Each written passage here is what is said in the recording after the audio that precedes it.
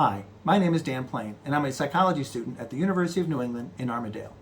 In this video, I'm going to be discussing a behavioral modification technique called self-management.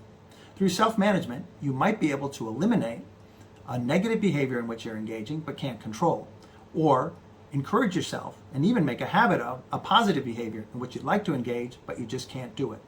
Through self-management, you can decrease those negative behaviors and you can increase those positive ones. Sounds simple, right? Well, actually, it really is. And I'm going to walk you through how you create and execute your own self-management plan. The first step to a self-management plan is deciding you want to make a change. It doesn't really matter why you decided to make the change. The commitment to changing is what's important. A great motivator as you start this program is to visualize in your mind what it's going to be like if you're able to successfully control your behavior and make this positive change in your life. Step 2 in a successful self-management plan is defining the behavior you're trying to modify and identifying competing behaviors. Defining the behavior is very important because you need to know how to measure what you're trying to change and what you need to do to try to change it. Competing behaviors are also important in the process. These are behaviors that are linked, either directly or indirectly, to the behavior which you're trying to modify. For positive behaviors, competing behaviors are things that stop you from doing what you know you need to do. Let's say the comfy couch and Netflix preventing you from going to the gym. For negative behaviors, competing behaviors could be behaviors in which you engaged that would stop you from engaging in the negative behavior. So let's say if your friends wanted to go to Nando's and eat greasy food, instead of going to Nando's with them, you might go for a bike ride or a walk.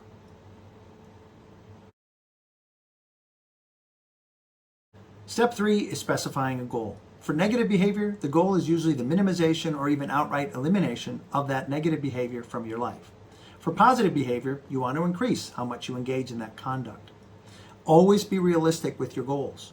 If working out is your goal, but you've never set foot in a gym before, setting a goal of working out twice a day, 7 days a week is probably not going to happen.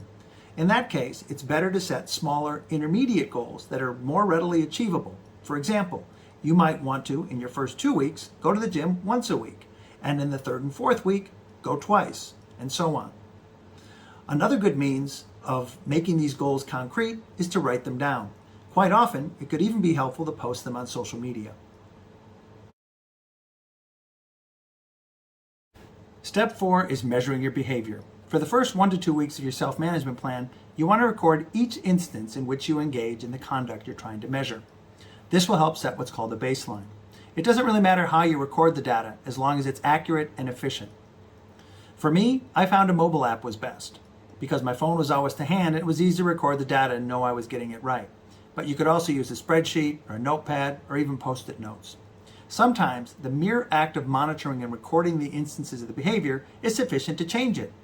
If that's the case, you might even achieve your goal. And if you do, great. Continue self-monitoring. If not, we can move on to step 5. Step 5 is to conduct a functional assessment. Your self-management plan is very much designed around the results of your functional assessment. At the same time that you're taking your baseline measurements, you also want to think carefully about and analyze any behaviors that are linked, either directly or indirectly, to the competing behaviors. This could be triggers that lead you to the bad behavior or things that prevent you from engaging in the good behavior. It might also be possible competing behaviors that you might introduce through your self-management plan to help control the behavior that is targeted. Step 6 is to design an appropriate self-management plan. Self-management plans basically involve short-circuiting your normal pattern of behavior to create a new one.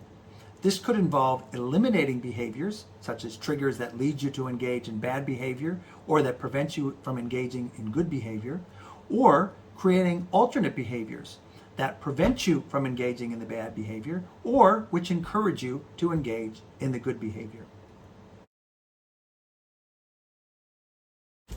At this point, it might be helpful for me to share my own experience in a self-management program that I conducted to control my cursing. Through the functional assessment, it was clear that the primary driver of my cursing was stress, particularly work-related stress. As a result, my self-management plan included the following steps.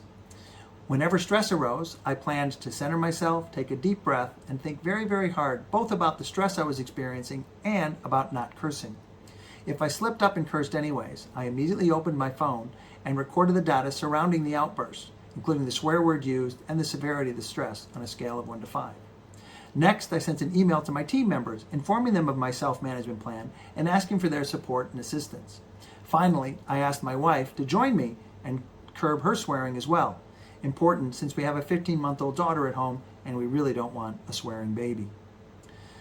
Through this process, I was able to change my behavioral pathways, and when a stress incident arose, I found myself analyzing the stress and thinking about not swearing as opposed to just swearing.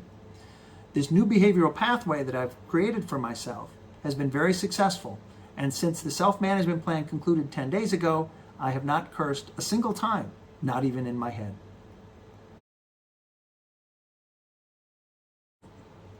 Step 7 is to measure your progress. During the 4 to 6 weeks in which you undertake the self-management plan, you want to record any incidences of the behavior you're measuring, as well as take down notes on how the competing behaviors are working, just how you feel about the program overall.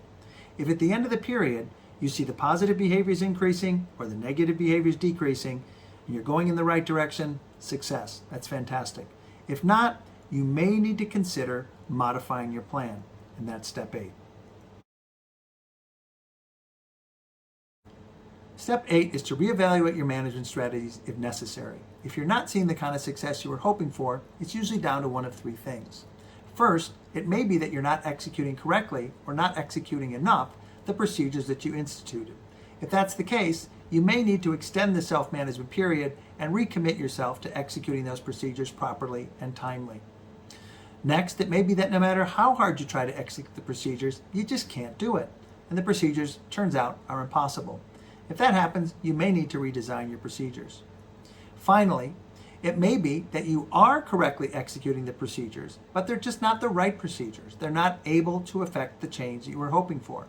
Again, if that's the case, you may need to take a new step back, conduct a new functional assessment, and modify the procedures that you institute in order to impact the change that you're looking for.